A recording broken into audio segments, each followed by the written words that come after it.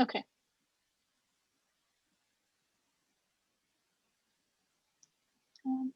Are you still able to see my screen? Yes. Okay. Hi, everybody. Thank you for joining us today for our 4th Muslim Mental Health Dialogue Series. We're very lucky to have with us today two of our own from MIT, and they'll be talking to us about mental health and wellness.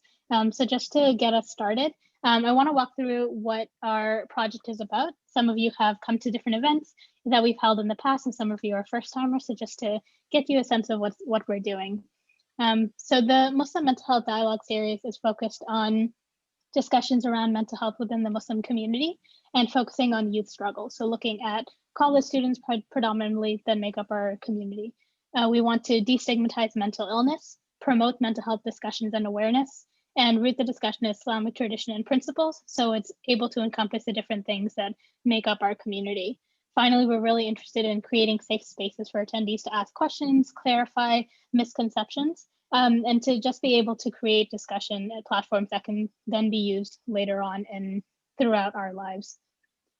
So we've been very fortunate so far to have 3 wonderful sessions in the past. And so we focused on mental health from a clinical perspective. We looked at more from allyship and how we can support one another and those in our community. And then we looked at navigating feelings of grief using prophetic examples.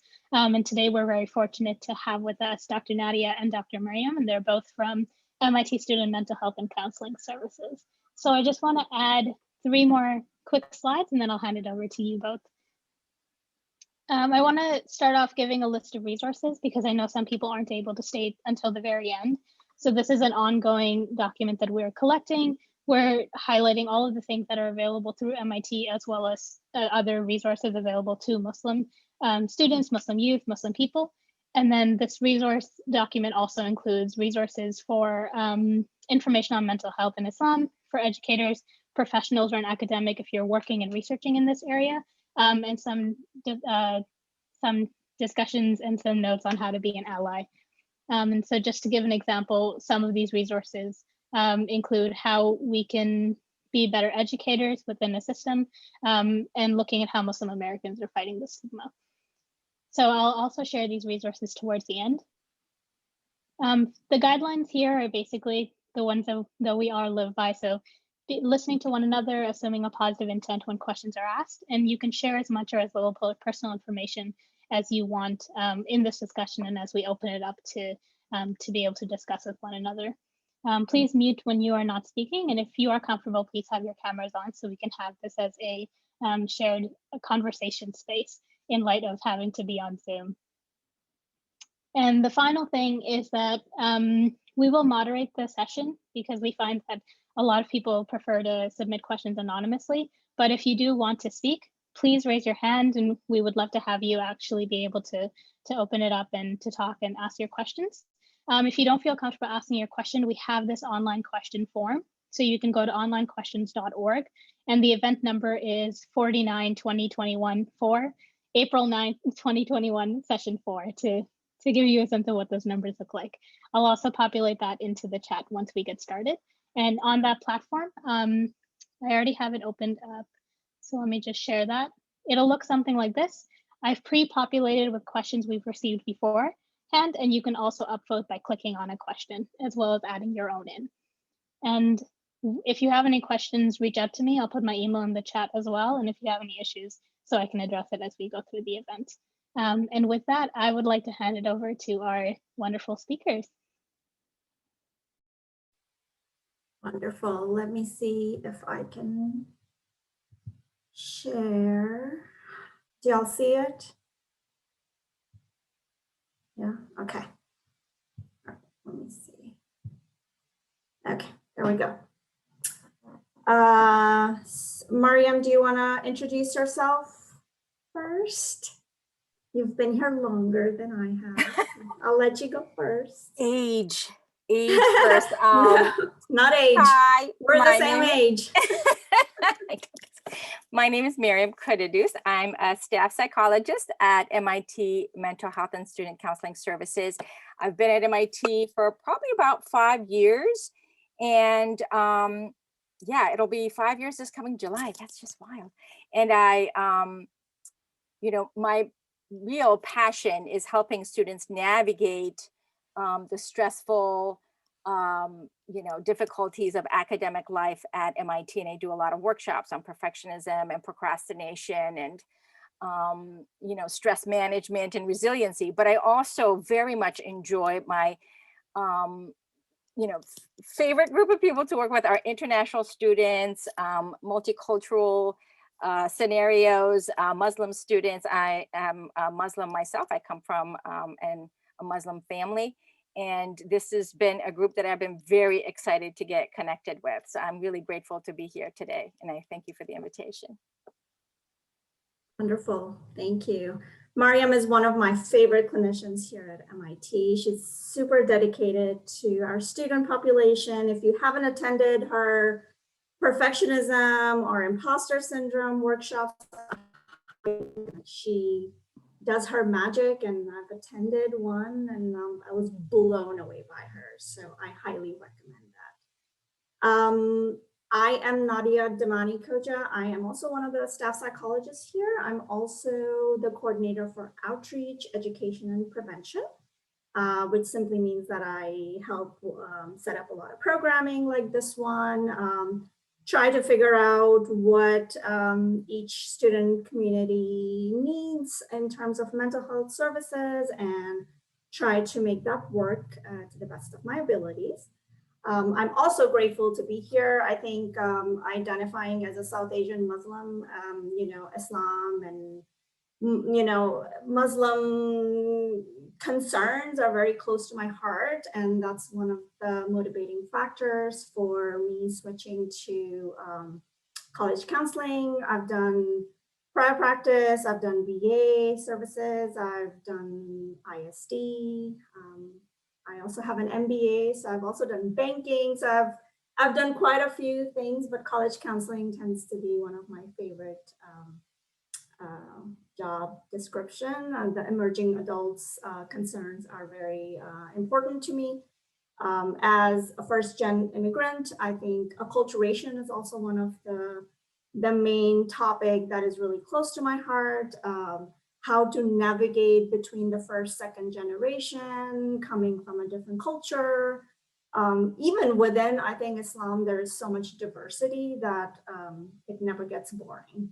So anyway, so just a quick couple of slides just to make sure everybody kind of knows who the players are. So on the top left is Karen Singleton. She's Chief of Mental Health, also the Associate Medical Director. Wonderful human. Tony, John, and Holly are the Associate Chief. And each of them have their main function. Like Tony helps out a lot with hospitalization. Holly is more about post-mention. And John, I think, handles a little bit of everything. Susan is our practice manager. Bottom left, Araceli, she kind of handles the access line. So how Rabab was sharing the main number. So whenever you call the main number, from the front staff, it goes straight to the access line. And I'm gonna tell you in a minute who they are. Evan is our coordinator for training. Faith is our coordinator for community resources. So anytime we're not able to hold students in-house due to various reasons, either they need weekly, you know, therapy, if maybe, so like we don't do ADHD related, you know, services. Anytime there is a higher care needed, because, you know, I was looking at my schedule this morning, I'm booked until like mid-May now, you know, same with Maryam, we have like really heavy clinical loads. So Faith is our main person who helps us out from, you know, those kind of concerns. And then Sejal is our group coordinator. So this is the Access Plus team. So Araceli kind of is the main person. Sherry and Araceli kind of coordinate everything. You see Miss Maryam on that too. So all of these clinicians, in addition to their regular clinical load, also handle access, which is the same day services that we do. Before COVID, it used to be like a walk-in. So you could just walk in. If Maryam was on rotation, you get to see her for, what is it, Maryam, 15, 20 minutes? Is that how it used to be? Yeah, about Yeah. 15, 20. And now I think it's a similar thing, but virtual. And so each of the clinicians, other than Araceli and Sherry, it's my understanding, correct me, Maryam, if I'm wrong, are on rotation. So every few days, there would be a different person. So that's the team that figures out, what do you need? Is if it's like a consult question, do you need an intake? Do you need medication services? Is it a hospitalization issue? Do you need outreach services? And they kind of then channel it through the rest of us. I think, Rabab, you shared some data with and it was shocking to me that a lot of people were not familiar with, what we do and who we are. And I was like, oh my God, I need to do a better job as an outreach person, So I thought maybe we'll just add this slide on this so that people kind of know who we are, what do we do. Of course, our main services are the clinical services. So individual therapy, group therapy, psychiatry services, like I mentioned, same day access services, crisis evaluation every now and then, right? And then we have a 24-hour urgent support system. So Rabab shared that from 8 to 4, I think that's when our front staff answers the main phone. And after 4, it kicks into on-call services. So a live clinician would still, answer your calls and be able to either handle your concerns or whoever is on rotation. So all of us are on rotation once or twice a month, depending on who the person is. And then they channel it to us and we call you. And so that's how on and on it goes, right? And on the weekend, we also have 24-hour services, and our weekend nurse practitioners, who are also mental health providers, they are on call. So never hesitate in saying, oh, my appointment with Maryam is in 2 weeks. I can hold on and not just call. Whatever the concern is, there is no hierarchy of concerns, right? I think as a Muslim, as a South Asian Muslim, I always used to think as a student that it's okay, I can handle it.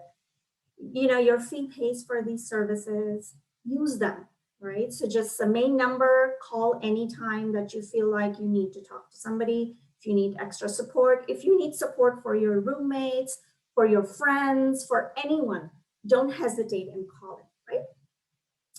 Our second main, services is the outreach, education, and prevention.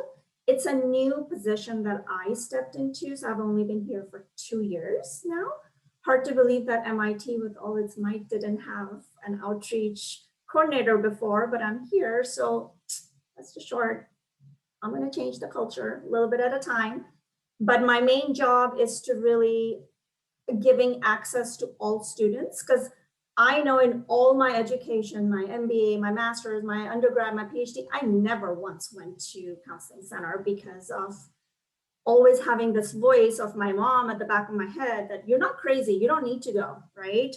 And so I know that I attended a lot of the outreach events because it's just safer. It was safer to me, right? And non-stigmatized. Now I think back and I'm like, what was I thinking? I should have just gone and I should have gotten help. It's really hard moving to a country and not knowing how to manage your personal life or educational life. I spoke no English when I moved here. So I think I went through a really turbulent time and never once, because of stigma, never went to counseling center. And so now I try really hard trying to do these kind of things, that it's just another human at the other end. We're not going to judge you. It's completely confidential. Please, use the services. So that's why I'm really committed to outreach education. I think with prevention, we can just help so many more people, right? And then referral services, I already mentioned. We also work very closely with care team. So Kate and her, other student well-being, clinicians who are not practicing clinicians, but they all have, social worker or one is a family therapist. So that group primarily works with us with high risk situations, any hospitalization, any post-hospitalization care. So we work really closely with them. I also included the slide, which I can send it over to you, Bob. And I just wanted to include our number, how to reach us, but I also wanted to include the resources that we have been working on since last year. As soon as COVID hit, people like Maryam and Maureen and all those people who are very good at what they do, we started producing podcasts and videos and a lot of resources of self-help sort of thing, and they're all on our website. So please go take a look. I think they're very helpful. Wanted to share, this is a national data on what college counseling looks like in terms of concerns. It's a little outdated now, I think, and I'm waiting for them to send me new numbers because this is from 2017. I don't think overall things would look very different because anxiety, I think, tends to be number one concern of our students, depression and stress being the other two. I do suspect that because of COVID and because of just people feeling displaced, having to go back home or not being able to meet people, I want to say with confidence that loneliness might look a little different with the new data. But this is just to show that these are some of the major presenting concerns when students come to us. This is our data. Again, I'm in the process of updating it. It seems like we kind of lost last year and a lot of things are just, now we're trying to get back to it. But when I came on board, I think the more I met with students and departments, the more I felt like they were saying grad students don't get enough face time as compared to undergrad. And this would tell you that we serve like pretty much equally, with the exception of 2014. I don't know what was happening there, but I think grad visits are pretty much similar than undergrad visits. I think their concerns tend to be a little different. And so I think we're trying to figure out how to meet, our grad students' needs, because they're, a little older. Some of them are married, some of them have kids, some of them have aging parents. So we just need to, come at it a little differently. But I think I was at UC Berkeley before, and our utilization over there was like 7% or less than that. So I think 23, which I think that last year, it's not on here, but last year was like 24. So every year it's getting, more and more, and double digits is very, I think, unique. So I know that a lot of students feel comfortable in reaching out and talking to us, and the more safety we can provide, I think the better overall wellness for our students would be. Since we all have similar identities, this is from like when I was doing research a few years ago. I don't think numbers have changed much in terms of documented Muslim population. It's about 7 million. I have a feeling that it's a lot more, but that's what the documented number is. But with American Muslims, it's a very interesting landscape, I think. And I always try to tell people that, majority of the American Muslims tend to fall under immigrant population, people who have moved from other countries. And 60% of the local Muslims tend to be African Americans. So I think people kind of forget, and it's very funny wherever I go, wherever I've worked, they've always like asked me, "Oh, you're a Muslim, but you don't cover your head." And I'm like, yeah, it's like 1.7 billion people, so everybody is different. And So it's very interesting to me that even in Islam, or even as a Muslim, I kind of forget the demographic sometimes, that, 21% Asian, 23% African American, 19% multi-ethnic, 6% Hispanic. I mean, I don't even connect that sometimes, right? And I don't want to go into too much detail, but just want to highlight how diverse we are as a group and how diverse our needs tend to be when it comes to mental health. And so it's always good as a clinician for me to keep that in mind, that, it's not one size fits all, sort of. This is again from my research, and don't worry, I'm not going to go into my research, but just to tell you that I think when we think about barriers to seeking mental health help, this is specifically for Muslim American population, right? So there were three main things that emerged out of my research: that cultural beliefs about causes and treatment. How do we think that mental illness or mental health concerns appear, right, is going to determine how we're going to treat it, right? Same with the attitude and preferences. If my preference is to never talk about my family matters or family concerns or my relational issues outside of my family, I'm never going to go for a formal mental health help, right? I used to be in that bracket. I'm not anymore because I grew up. But it was a real concern to me, right? And that really determined how I looked at issues and how I solved them. And then I think the third thing is very common. We don't think about it, but just knowledge about access and resources, right? Even as MIT students, a lot of people just don't know, right? When I told Nada that Maryam is here and she is also Muslim identified, we both were like laughing at, like, yeah, we didn't, people don't know. And I think I will take responsibility for not maybe, doing a better job about like highlighting all our, clinicians, but I'm hoping to do that, in a better way. But back to the barriers. So the cultural beliefs that tend to be very present, I think, in our culture, in our Muslim culture, is like how we understand good mental health. Literature says that a lot of people think that it's the presence of, virtues. It's if you have any issue, then it's God's will, right? Some people would say it's a punishment for what you've done. Maybe you don't possess the right virtues. Evil eye was very common. I was born in Pakistan, and that was our go-to thing, that, oh, somebody has put an evil eye on you, right?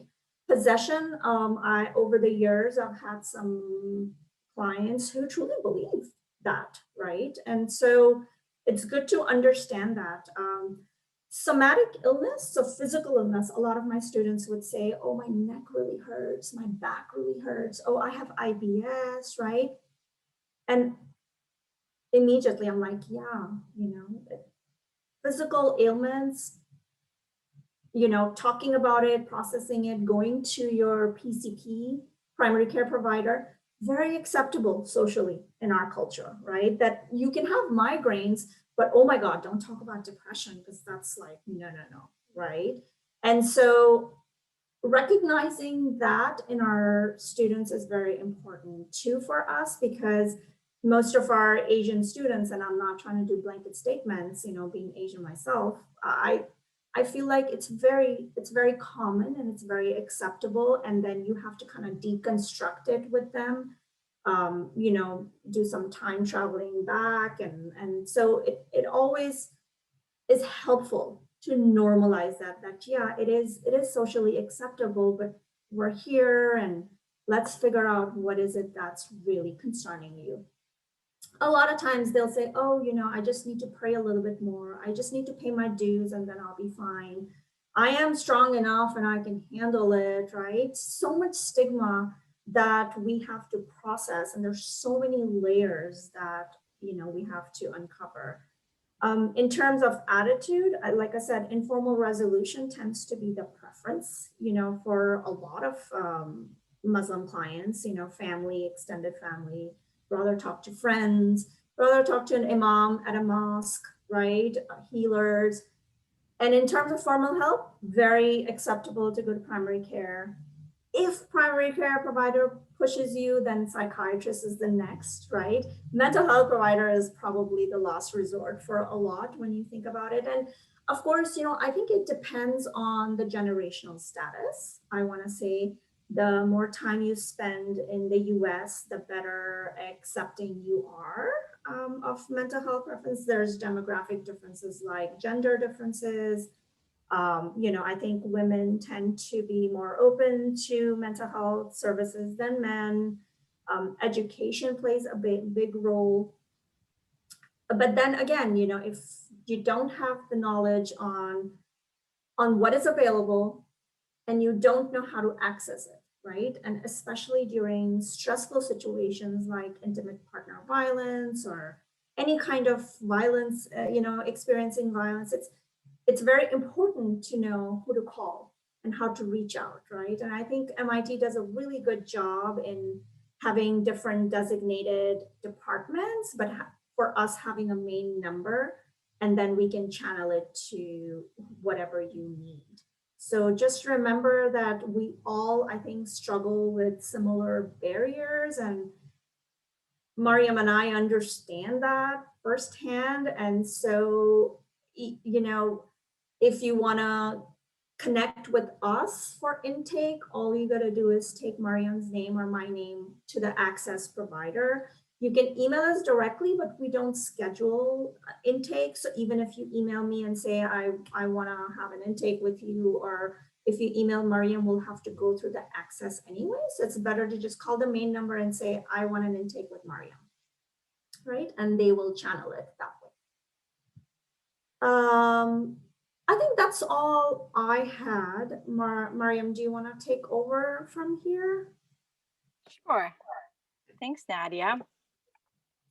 So as Nadia was saying, we all recognize the barriers that have kept us. And I should say that unlike Nadia, when I was in undergrad and I was under tremendous stress, I did, by the end of sort of my undergrad year, sneak into the counseling center and talk with someone. And when I was in grad school and I really needed to use insurance, what I told my parents was I needed a place to go talk about stress so I can be a better student, to get tips. And that was sort of an acceptable reason for me to go. So that was really helpful. And that always stuck with me through the years of that's sort of a way of being able to initiate some support around one's mental health, is because stress is acceptable, especially if you're trying to be more productive. So getting support around that.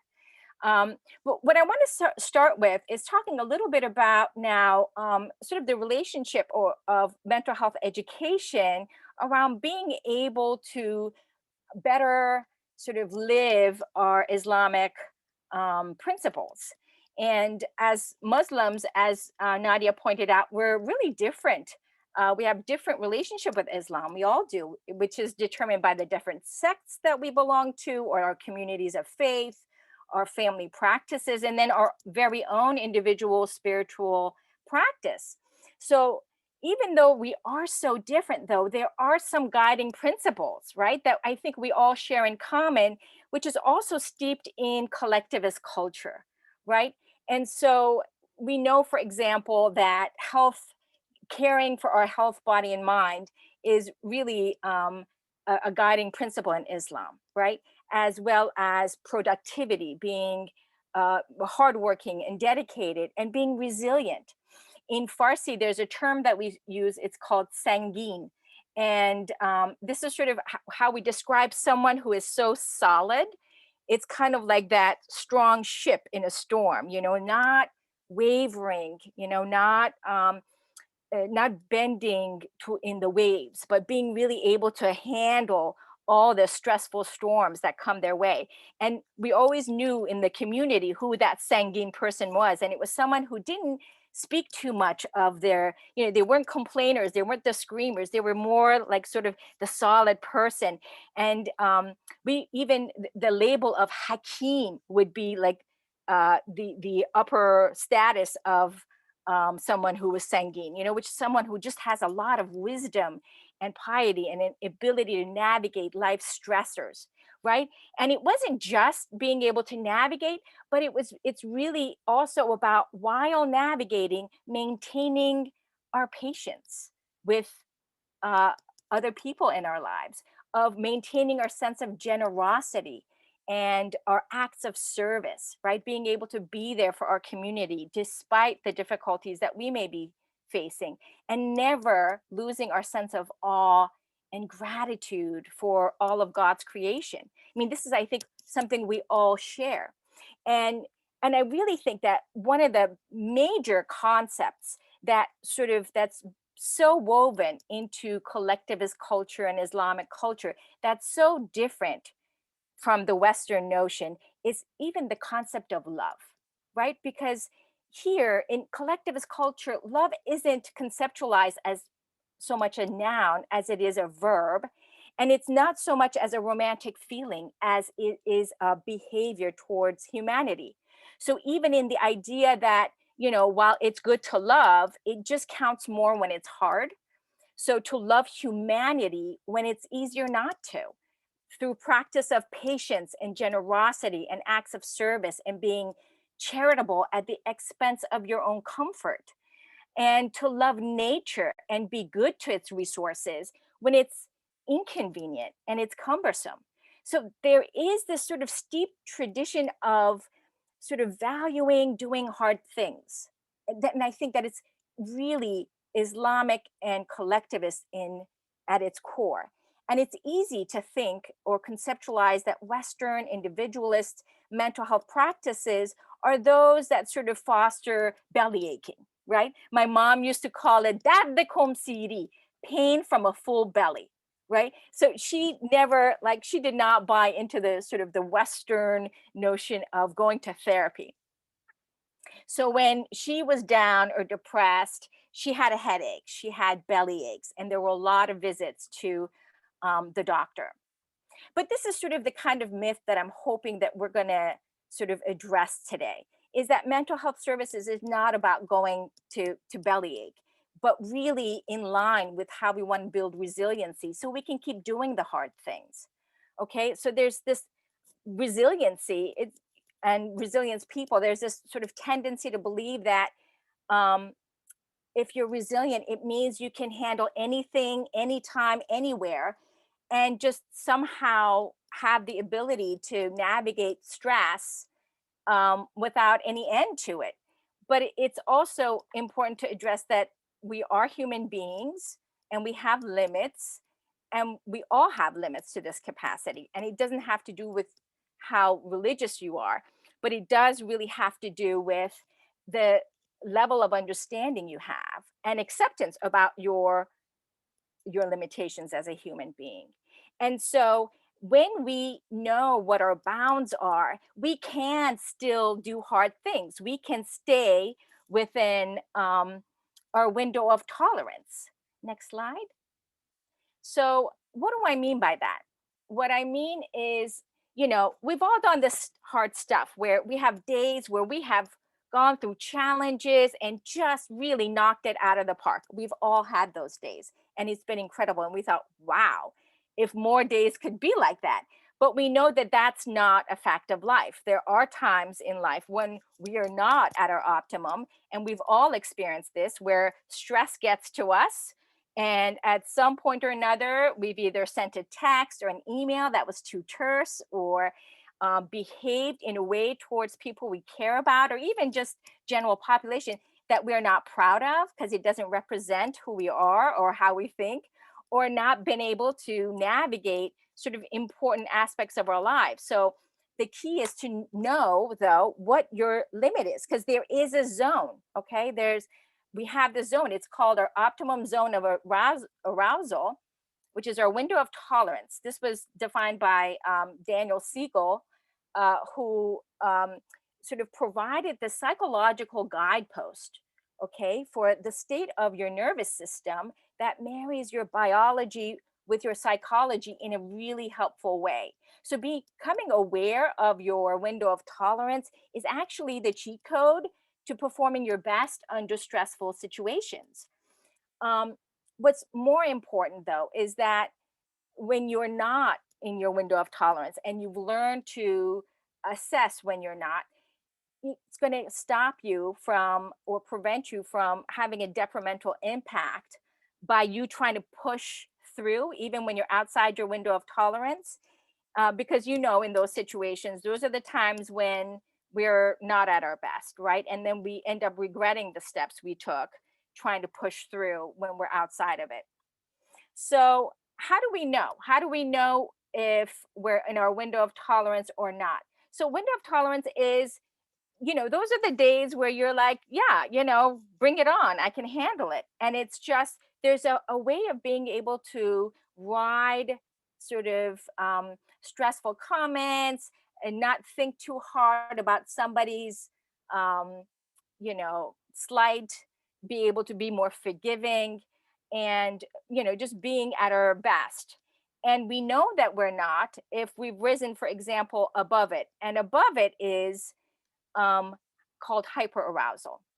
By the time you're outside of your window of tolerance, you're in a state of fight and flight where, you've kind of, what I like to say is you've lost your elasticity. Okay. If you were a rubber band, you wouldn't, you're just more reactive to the environment. And in this state, we become sort of hyper vigilant. We look for signs that, you know, there are dangerous things happening and we're more easily offended.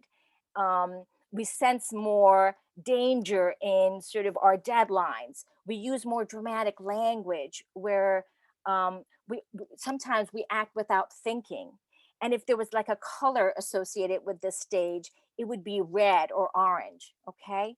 And people find that when they're in this system, this sort of sympathetic system, hyperarousal, um, it's best to sort of choose activities that help bring us back to our window of tolerance. And that means sort of giving yourself permission to walk away from stress, if you can, rescheduling things that were on the schedule, really reducing your stress, being able to sort of take part in activities that just sort of are calming.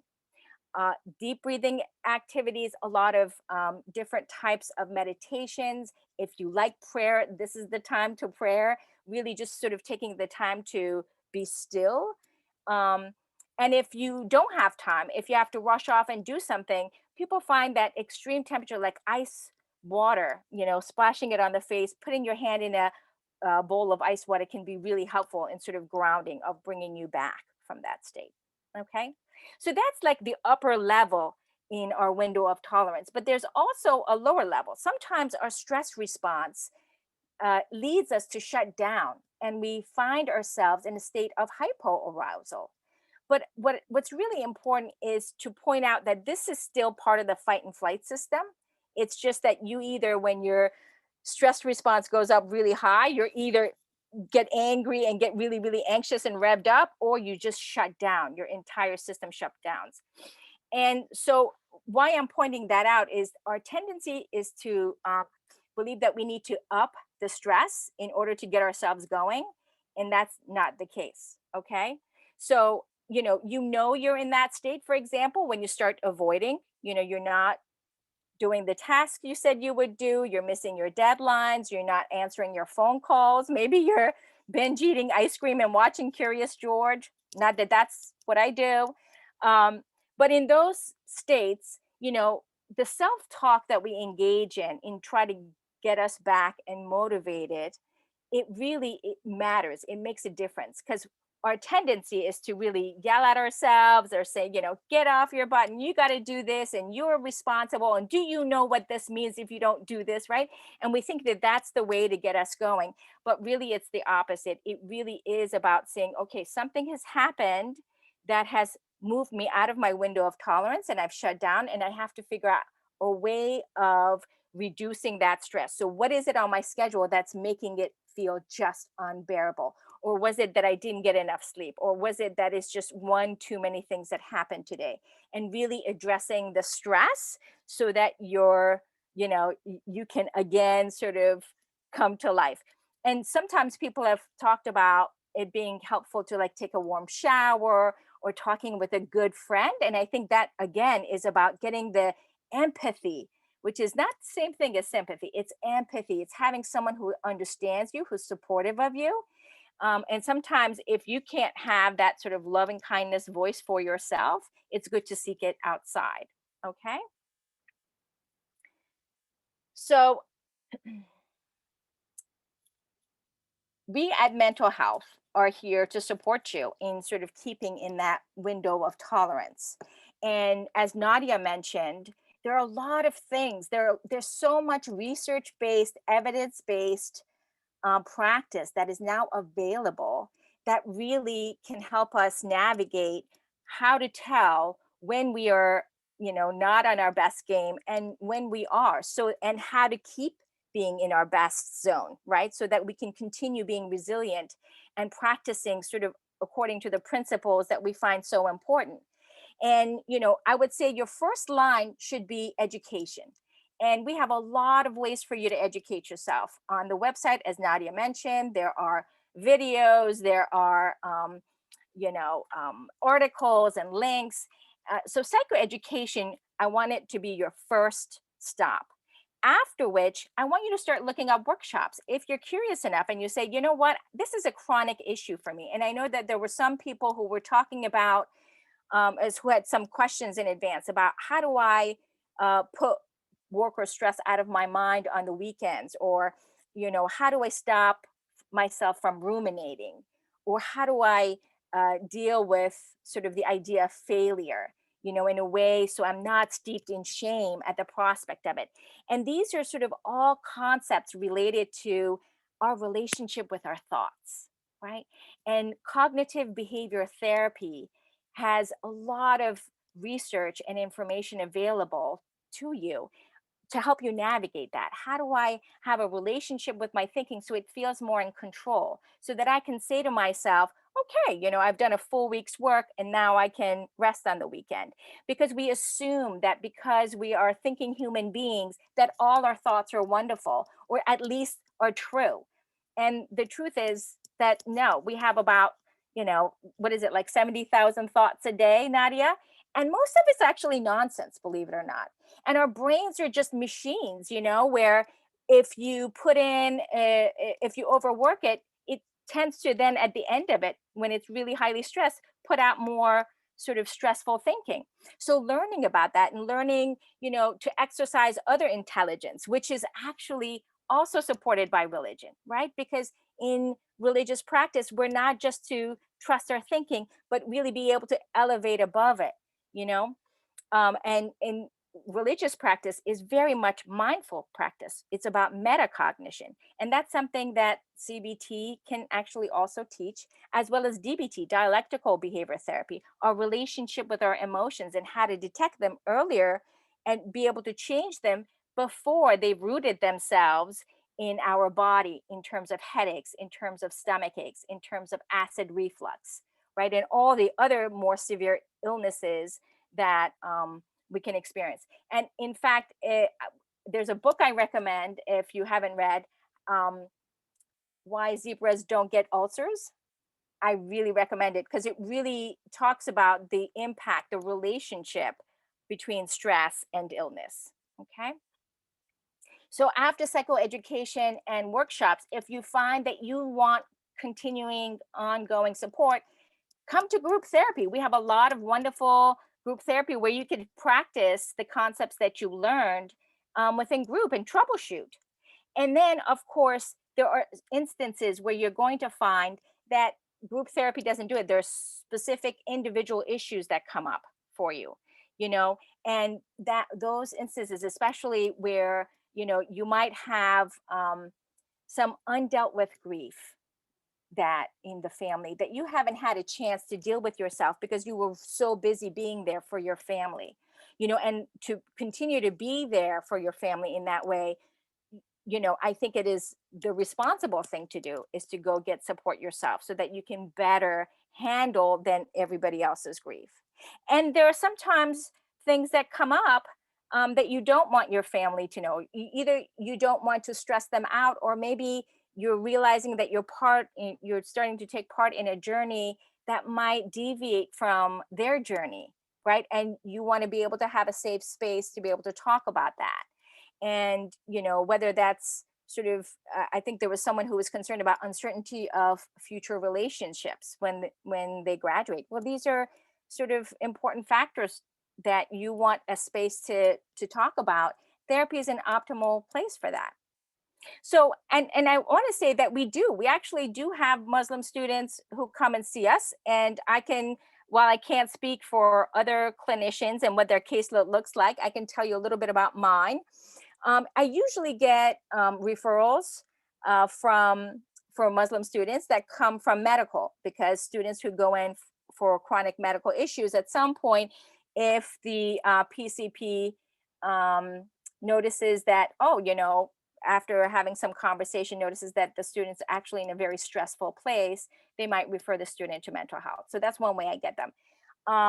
The other way is if students actually coming to a workshop because they have difficulty concentrating on academics. So, you know, maybe the stress in itself wasn't enough to come in, but, you know, thinking about its impact on academics sometimes can be a driver. And of course, stress management, because, you know, at some point, you know, stress can also lead to anxiety and panic attacks. And so students will often come in and say, this is really, you know, when the panic attack hits me, I can't focus, and I really want to get some tips on how to manage my stress better. And then the students who come in individually on their own, they usually come in because there is some kind of relationship problem, right? Whether it's relationship difficulty with a family member due to different acculturation levels, whether it's difference in religiosity, or just even identity on any axis, okay, gender, sexuality. And then of course, because of sometimes romantic relationships, maybe there's anger issues in the relationship. And as Nadia was mentioning, maybe there's even some domestic violence, but they want a safe space to talk about it that's still confidential. Um, and and then finally, because of friends, right? Sometimes, and I actually see this not just in Muslim students, but students from all kinds of collectivist cultures coming in to talk about sort of the difficulty they have being from a collectivist culture in sort of navigating friendship with people who hail from individualist culture. The word that keeps coming up again and again is, I feel so lonely here. You know, friendship has a different quality here. You know, back home, if I wanted to talk to a friend, I just, you know, no matter what time of day or night, all I had to do was pick up the phone and they would be there for me. And there was this sense of togetherness, you know. And here it's like, if I want to talk to someone, they're looking at their schedule and saying, yeah, sure, you know, third Tuesday at 2:30, we can have a half-hour coffee chat. How about that? And, you know, that can be so jarring, and trying to navigate, is this a cultural difference, or is this friend not really interested in a friendship? Those can be questions that come up. And, you know, where's a safe place to talk about it where you don't worry about hurting somebody's feelings or how might you be judged? And I think the counseling service is a perfect place for that. And of course, when sort of students get comfortable with me after a while, they do open up about experiences of racism, sexism, xenophobia, and of course, imposter phenomenon, which is to some extent really geared towards students who worry about having to represent, you know, their religion, their nationality, their gender, their race, and that sense of responsibility sort of has them worried about, you know, am I representing it well enough? Am I doing a good enough job? And this is, counseling centers, again, a really good place to be able to explore those experiences. Okay, so I want to sort of leave some room for questions. I know I went kind of overboard. Maryam, can I just add a little bit of the services aspect? I think it's something that I always like naming because we don't really talk about it enough. I feel like our psychiatry services are also excellent. I think I get a lot of questions from Muslim and South Asian Muslim students inquiring about that, to which I want to say the psychiatrists, group of psychiatrists that we have, they're very responsible, they're very cautious. So no one pushes medication on you, but I just want to name it that I think we're all human beings. Our bodies are, we're not machines, like Maryam said. And sometimes I think either through family history of depression or not being able to manage our emotions or behaviors, the relationship that Maryam was talking about, just the way we orient ourselves in this world.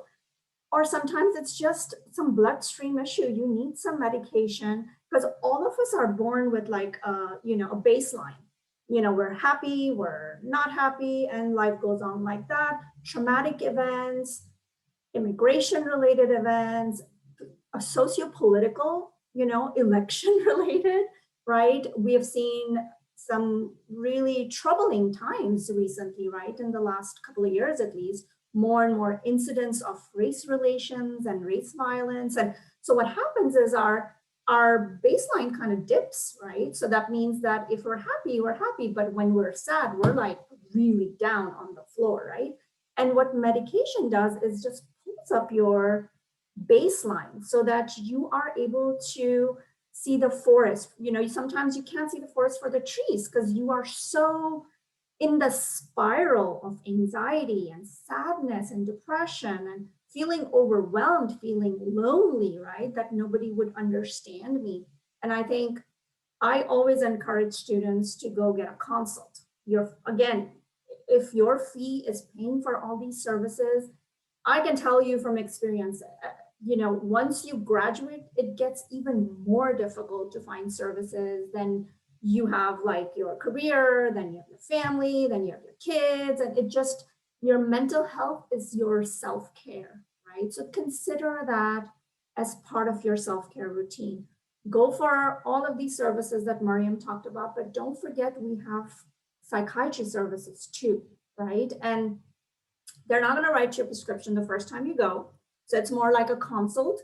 And a lot of times I send my students and, psychiatrists would say, you don't need medication, just keep on meeting Nadia. And so that's a good, affirmation as well that, okay, that means that I need to better my relationship with the way I think and my emotions. And then I send them to CBT or DBT group that Maryam was talking about. So I just wanted to name it because I think as a whole, we don't really talk about medications that much because that tends to have its own stigma and people are worried that I'm going to get addicted. And, yes, it is. These are heavy medications, but it has come a long way. Like most of my students are as you go anti-anxiety, right? So when you have tests coming up or if you have a family event that is going on that you really need to deal with and not want to get your baseline so down, then you take that. So it's not, so there are a lot of options. So don't be black and white about,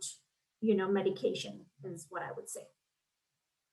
All right. Oh, was that your last slide? Okay. All right. We can take your questions or feedback, or how are we doing on time? So we're just approaching 6 o'clock now, and we have the event until 6:30. So we still have half an hour to answer questions. Wonderful. I do have some more slides that Maryam wouldn't let me put in the slide deck. But I usually and I can send them to you. I'm just kidding, Maryam. Maryam was like, there are too many slides. But, I just wanted to give you all this, that how do you see signs of distress and what to do about it. So we don't have to go over it, but this is just like some of the prevention help. So I can just send out the slides and you can send it to them. Fine, Maryam. I wanted to give room for people to talk. Let us talk. Yes. Here are two Muslim clinicians here at your service. Like, ask us all the questions that you know, you don't want to bother making an appointment to ask, you know, here we are, make use of us. Yes, we're here. Ask us, ask away. Okay, if anyone has any questions that they want to ask themselves verbally, just raise your hand. What I think I'm going to do is I'll keep the recording going for another 10 to 15 minutes to answer some of the questions we have on the forum. And then I'm going to turn it off so that we do have the ability to ask questions and it's not being recorded. And if you want to wait with your question, I will at 6:10, 6:15, I will make sure I stop the recording. But we do have some that we've had up on the forum, and I'm just going to put that back in the chat for anyone. So I'm going to get started based on the number of upvotes that it's gotten. How do we deal with feelings of numbness and lethargy? And I think you kind of mentioned this when we kind of dipped below. So what are tips on dealing with that about schoolwork or current events that are happening? Yeah, so I would say you have to check on your stress level. I mean, that's a sign of stress, actually, when you're lethargic, because if you think about it, what we know about stress hormones is that their favorite food is serotonin, which is sort of our feel-good hormones. So when you're feeling exhausted and stressed, this exhaustion is biological in nature, and it's a sign that there's too much stress going on, and that's something you need to address. So I would say you want to sort of deal with dip, you know, you have to sort of do all the things you would do to de-stress yourself, whether that's taking a walk, you know, doing a relaxing activity, reducing your the load that you're carrying in some way, you know, getting that extension, communicating with that advisor and saying, I can't turn in this, but I can turn in this, you know, whatever makes it a little bit more manageable. Yeah, I totally agree. I think a lot of students don't realize, and as a student, I didn't either, that there are so many accommodations that you could apply for. Like I always thought disability office is for someone else, not for me as a student, right? But disability office, because I think stress, I think is debilitating at times. And, you know, so over the years, I think college counseling centers have just started thinking of it as one of the things that makes us non-functional, right? So if you are feeling stressed, if you, like Maryam said, if you don't want to take the test, or if you have genuine concerns, if you need more time during the test, right? You could ask for that.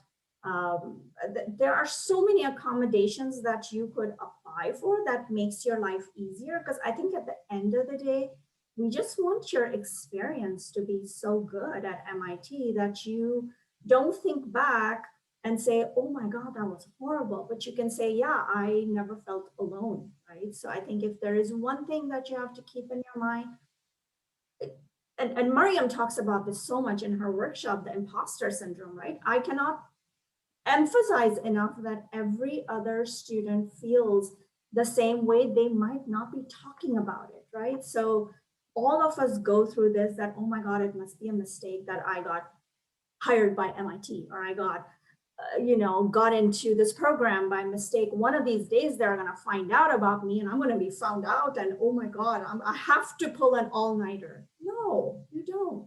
Every other human walking next to you or on the Zoom has, some issue that they're not talking about because they think they're not supposed to. Right, Maryam? That's what you always talk about in your workshops. And I talk about that with all my clinical students, that no, there is help. Don't feel alone.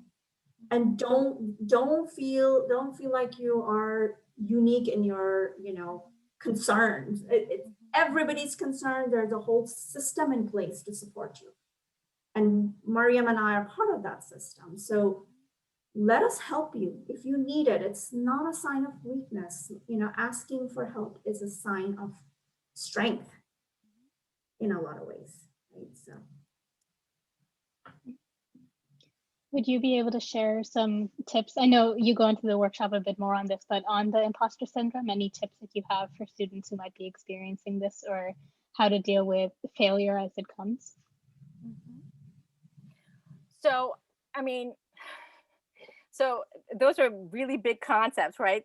imposter syndrome and failure as it comes. So, you know, I do 8-week workshops on these things. So forgive me as I'm trying to like rattle, like what would be a tip?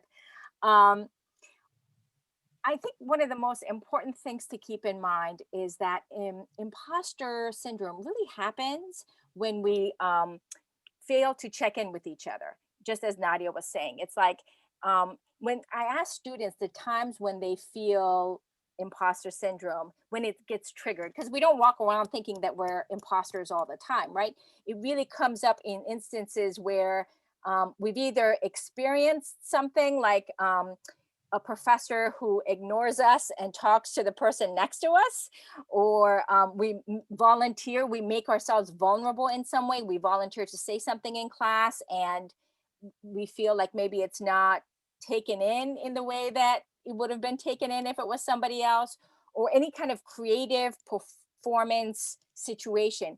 That's when it comes up for us. And then it's, you know, there's this terror of, oh no, you know, right before you're about to do the performance, or even during, or even after that experience, you walk away feeling like, you know, did I really mess up? Did I really? And it really takes checking in with someone else, you know, someone you trust, or if even just another student that you would think, well, they don't have any reason to lie to me.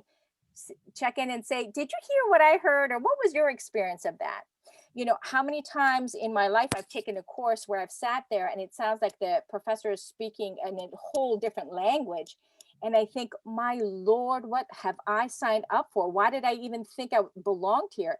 And it takes only talking, checking in with someone else and saying, did you understand what he was saying? And them saying, no, you know, or even going to the professor and saying, you know, I have to profess, I didn't understand anything that you said. I don't know if I belong in this class. And having the professor reassure, oh, this is sort of an immersive learning environment. You know, we just throw you at the deep end. You're not going to understand anything for the first 10 sessions, but then eventually something will kick in. So just hang in there. So checking in is such an essential ingredient in addressing imposter phenomena. And even when you're snubbed by a classmate or an advisor, you know, our tendency to believe that they see something in us that we're not worthy, as opposed to even think, is it about my gender? Is it about my race? You know, understanding that there are other factors that are involved in how you experience somebody's sort of dismissal can sometimes help separate or take out the tentacles, right, of the experience, the negative experience outside, and our conception of ourselves. I had a student one time many years ago. I won't ever talk about students that I'm currently seeing, by the way. So if I'm talking about somebody, you don't know them and they've graduated. But years ago, a student was the only female in their lab, and they had a question regarding some sort of lab research project they were doing. And they asked a male colleague, and the male colleague pulled another male colleague, and they had a half an hour discussion about it and would not let this female student get in a word edgewise because they were just so busy going back and forth.